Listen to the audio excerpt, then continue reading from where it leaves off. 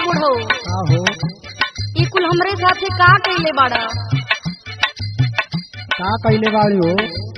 अभी नया नया बियाह भई रहल हमरा सैया जी के तू कमाए बदे भेज देला। आई देखो तू दुआर पे सोनार कुछ दौलत हमें पैसा बदे कितना दिन उधार मनी है। अरे हम का ना तो का करी बतावा, लखायरा में रोज घूमत बा। सुना वहीं चरावे कहत जो सुनते नहीं थे। सुना सुनावा। जवनिया रे बुढ़वा जहर बनवले,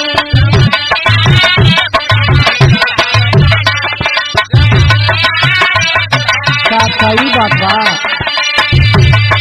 हमारी बागे धूप शहर पठवले, हमारी बागे धूप शहर पठवले, जवनिया रे बुढ़वा जहर बनवले।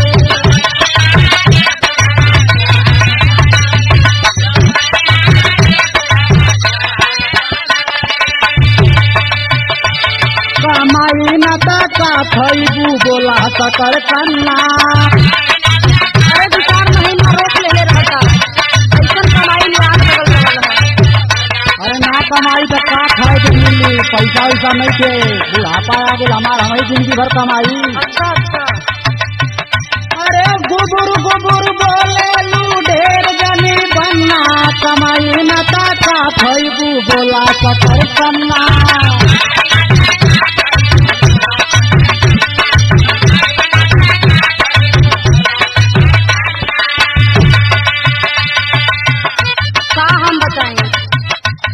सुना हमार बात, सुनावा। देख लेना हमारी जवनिया रे बुढ़ावा,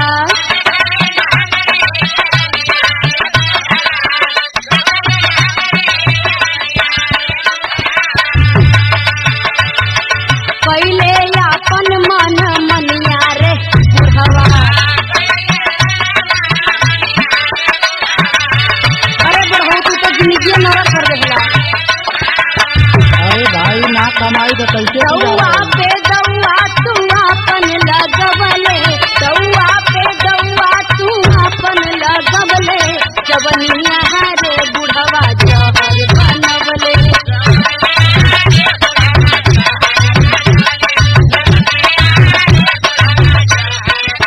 सुना हमार बुढ़ाई आ गई, ना कमाए जाई तो केना न खाई। सुना हम का कहते बोला। अरे धीरे धीरे मोरा आइल बुढ़ाई,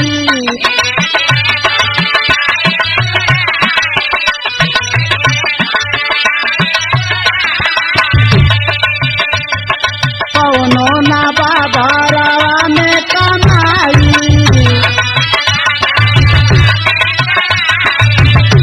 हाँ तोहरे कमाई में तबिये लगल रहा। अरे लॉकडाउन में 100 रुपया बढ़ाना पाकिट में, कमाई ना तो का खैबू। लॉकडाउन में सबकर सैया लॉकडाउन में घरे आवत तू बहरे भेजे हुआ। अरे का कहले भाई, पेट बा तो भेज के पड़ी। अरे बुढ़ऊ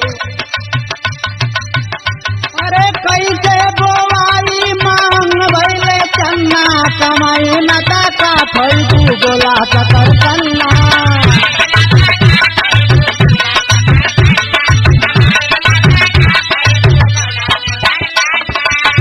सुना सुनावा।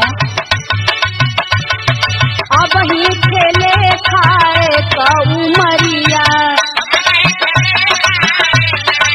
समझला इतना निर्दयी मत बना। तबले पछाई दिहला तू सहरिया,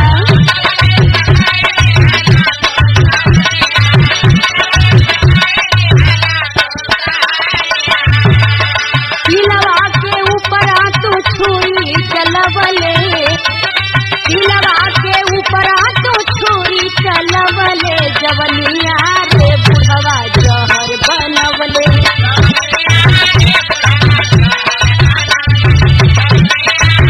कमाए जाई तो तोके दुख बताओ। नहीं दुख ना रही। तो तू ना पैसा तो माजा तू ही न मारे लू। अच्छा सारे पता न बुढ़ऊ तो हर जवानी। सुना सुना हम सुनाओ तू बताओ तू। अरे जाके सहरिया में लइका कमाई,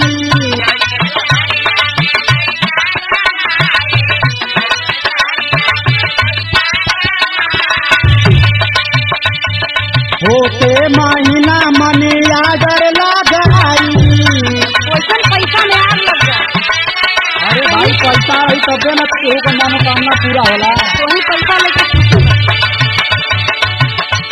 अरे रुपया के खातिर बोआत नहीं गन्ना, कमाई न का खैबू बोला सतर कन्ना। बोला बोला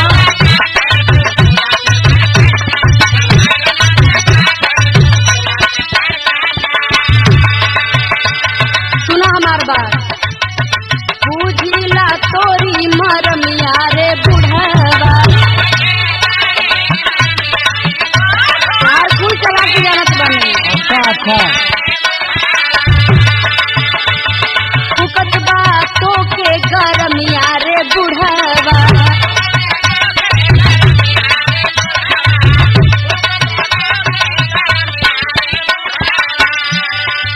तला में धई के कालाई चूहू कबले, सुतला में धई के कालाई चूहू कबले, जवनिया रे बुढ़वा जहर बनबले।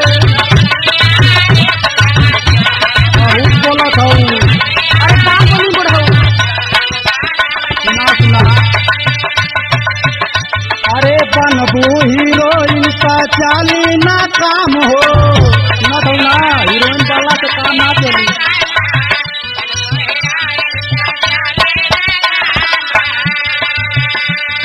आपसे दवा के दुख होई देह के आराम हो। बुझा था ना खूब बुझता है। पेट के दुख होई देह के आराम तो मिली, लेकिन पेट भरे के नाम मिली। अरे तो चल ना पूरा भइल केहू के तमन्ना, कमाई न का खैबू बोला सकर कन्ना। सूरत अली अशोक जी, सूरत अली ललन जी,